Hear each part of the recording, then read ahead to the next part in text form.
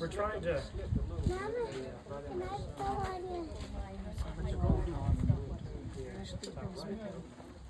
Maybe a little bit.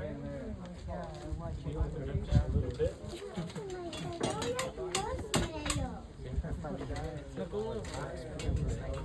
You try to make us a little square as possible around the so iron might be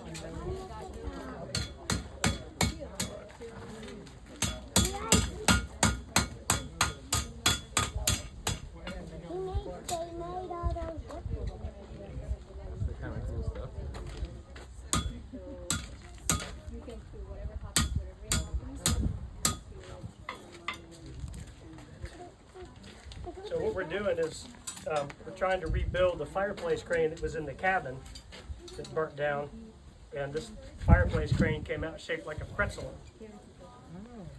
So we took it apart, straightened everything up. We're trying to get this bend to match up with the rest of that crane, so we'll have a support for that vertical arm or horizontal arm.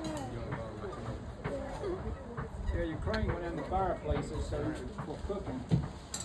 So that way you can swing them in and out and hang your pot and stuff on. Could y'all got the fire hot enough to melt metal? Oh yes. See the sign right there?